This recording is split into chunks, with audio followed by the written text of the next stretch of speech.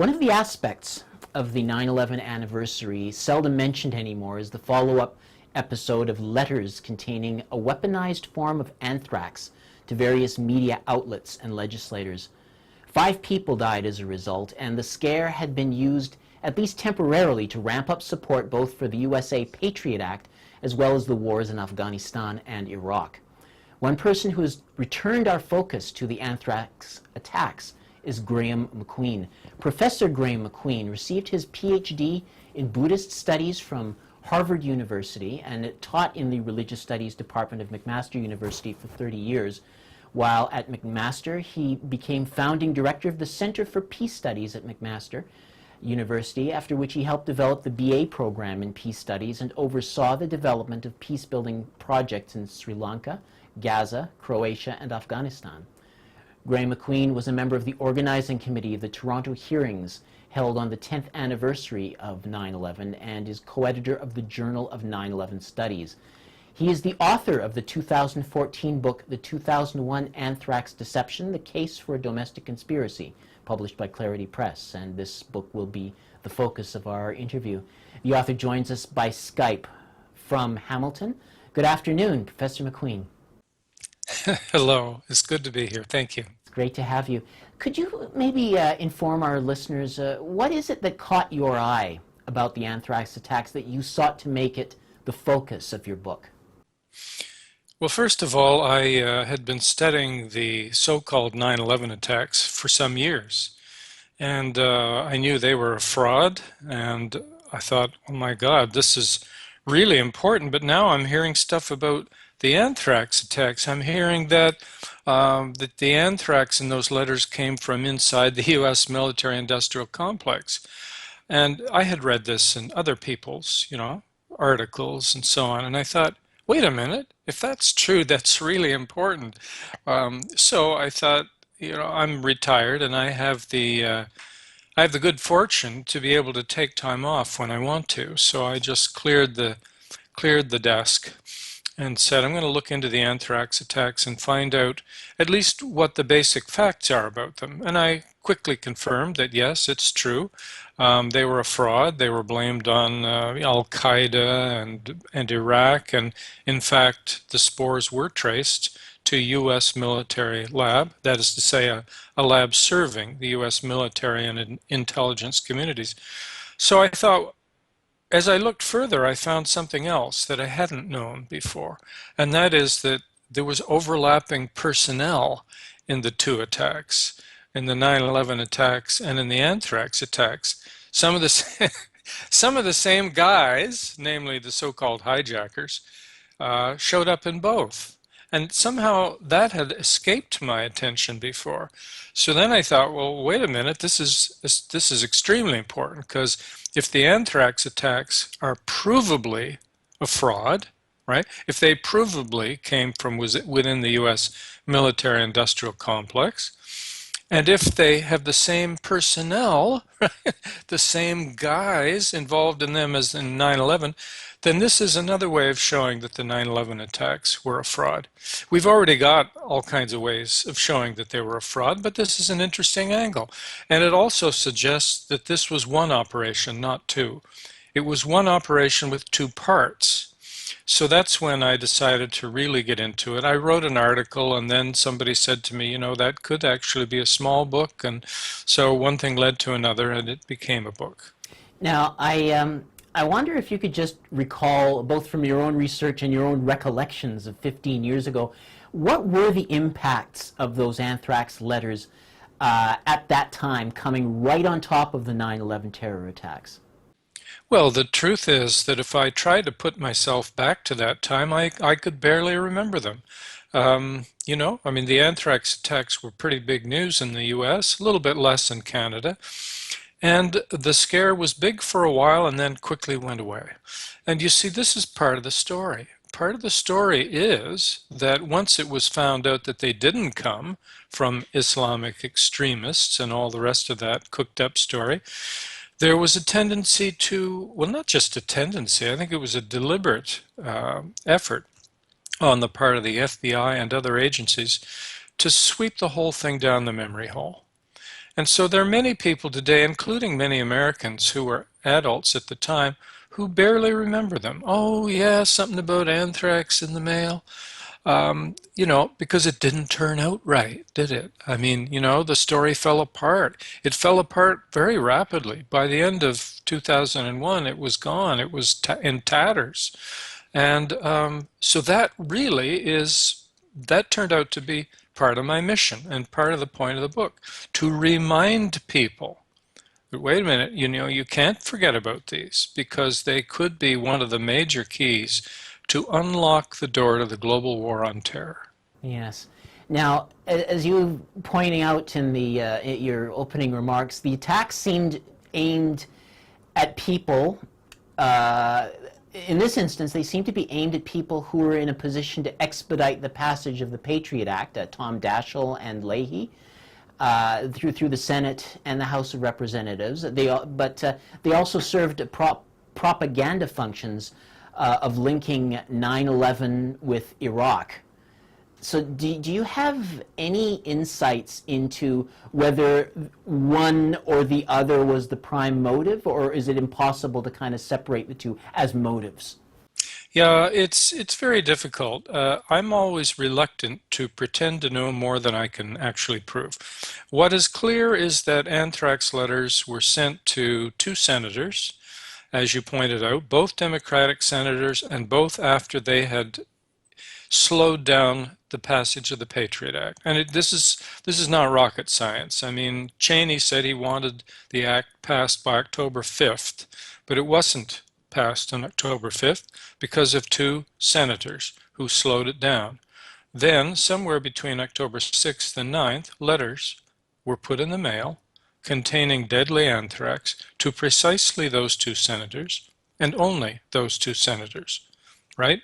So it's pretty obvious that it was an attempt to intimidate them, and indeed Congress more generally, which wasn't passing the Patriot Act as quick as the neoconservatives wanted them to.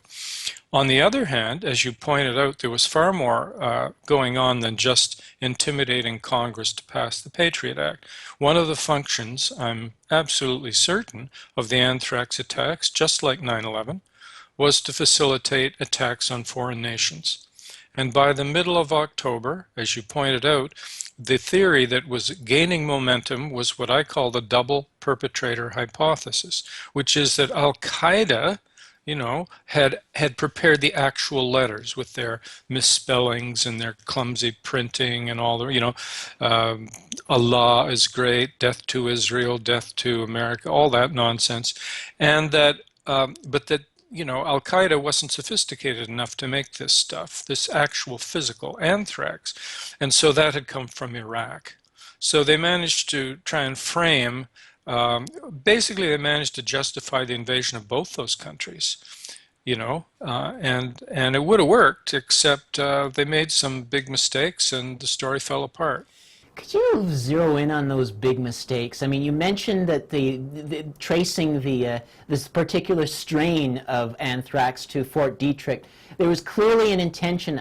Well, it seems like I'm following what you put in the book, that they wanted a sophisticated state apparatus so that they could somehow pin the blame on Iraq and just thereby justify that invasion. But they used a strain that Iraq doesn't use and that's traceable to the United States. Why did they make that? I mean, is it really that difficult to see that this isn't going to fall apart? Was it just incompetence? What are your thoughts? Why? Again, I would need to speculate, and there are different views on that in the small community of people who study the anthrax attacks. So, my view isn't necessarily the same as everyone else's.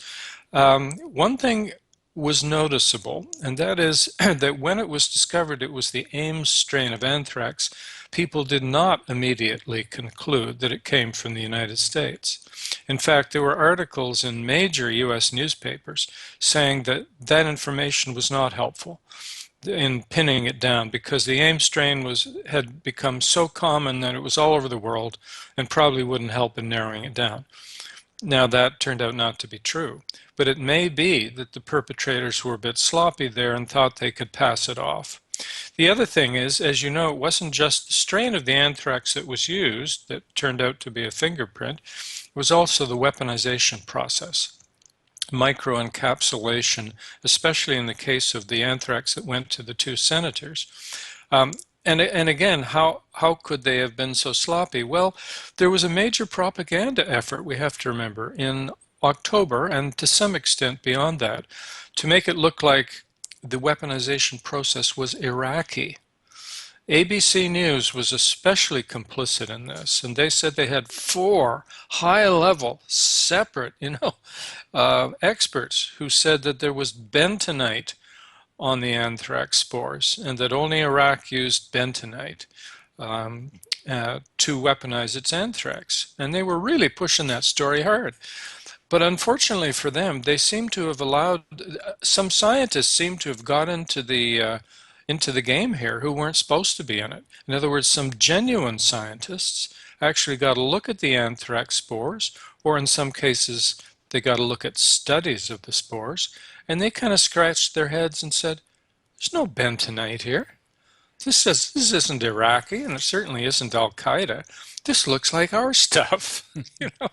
And I mean, even the armed forces, like the Armed Forces Institute of Pathology, studied the spores, and put out a little report, which I have. It's quite brief, but it says no, there's no bentonite here.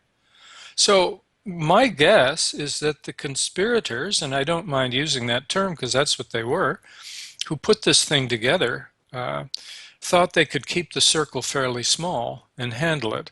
They had felt, well, we've got control of the media. We'll have ABC put out some baloney, you know, and we've got control of this and that. And so we don't need to read in all of these scientists and military people and so on who might, after all, not want to go along with this. And I think, you know, somewhere along the line they made a huge mistake there, because the whistle was blown on them to a large extent by people that you would think of as insiders.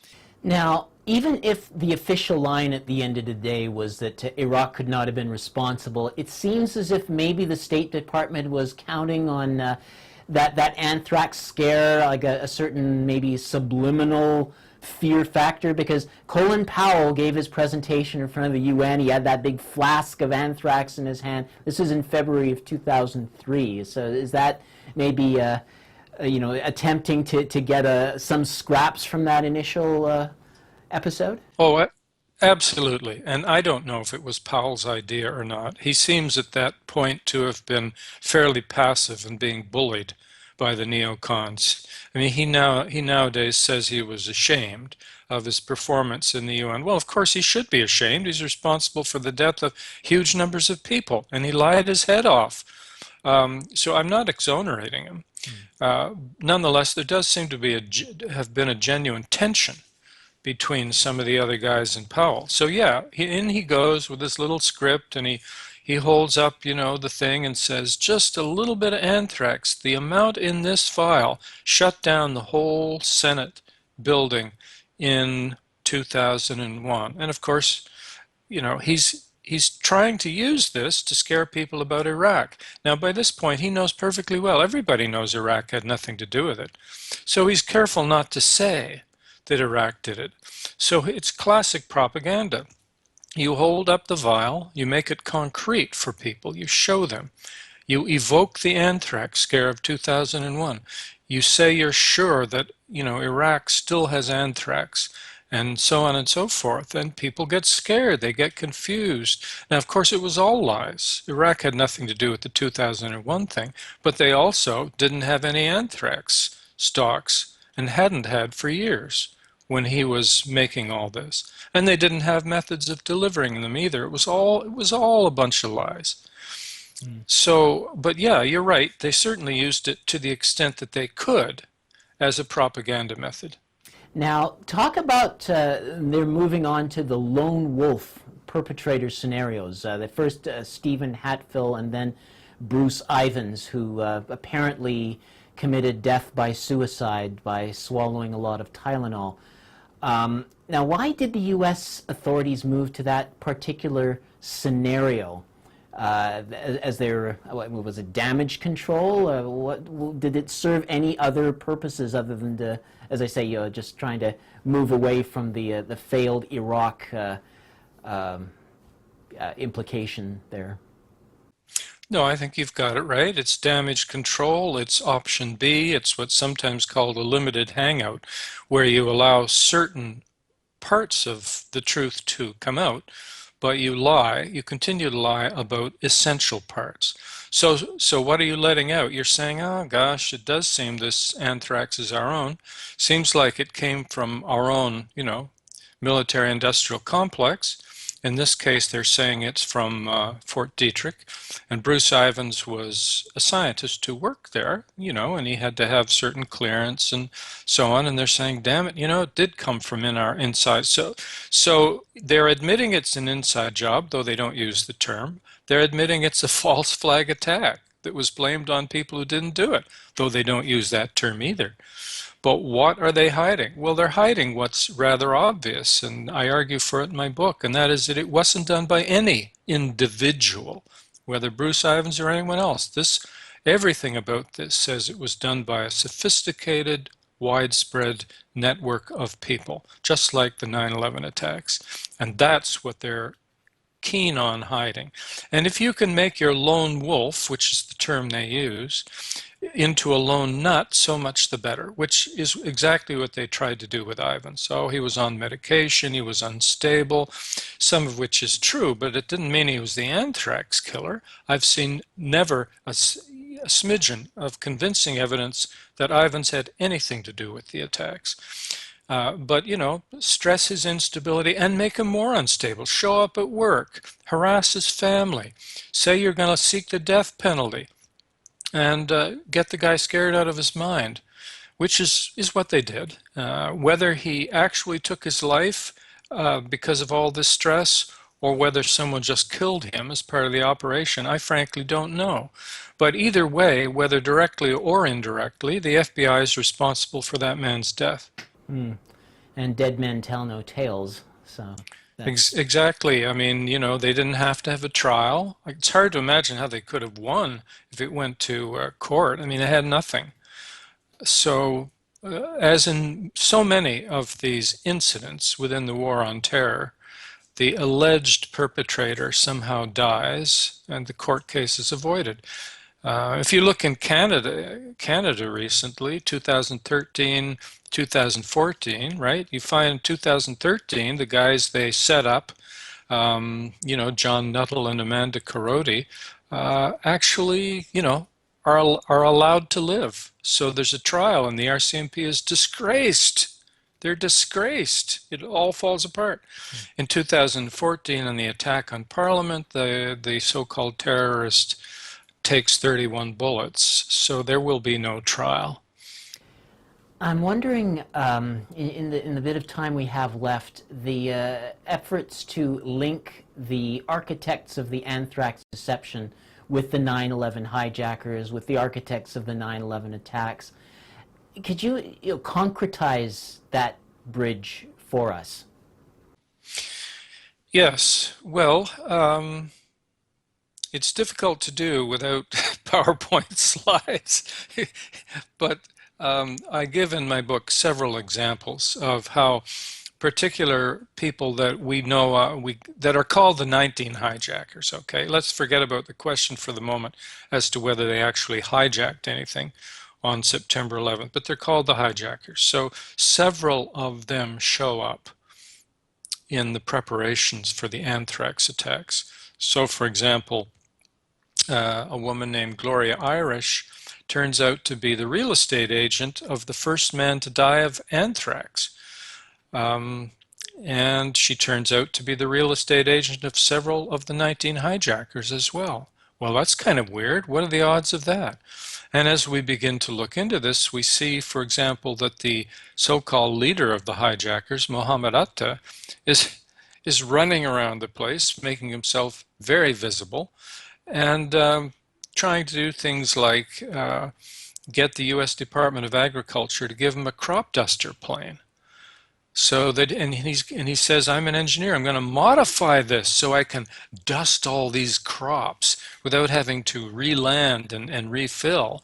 And then he threatens to cut the throat of the U.S. Department of Agriculture person who's interviewing him, and he makes all kinds of comments about Osama bin Laden, and the whole scenario is so absurd you just want to laugh. So this is obviously a guy who's, I don't know if he's really, his name is Mohammed Atta or what his name is, but he's running around acting a role, and he's laying down a trail of breadcrumbs that we're supposed to follow. And that trail is supposed to connect 9/11 and the Anthrax attacks. That's its aim. Because remember, Saddam Hussein was said to have to want to use crop duster planes, to spread his anthrax. So suddenly there's all this stuff about crop dusters, and these hijackers are running around trying to get crop duster planes.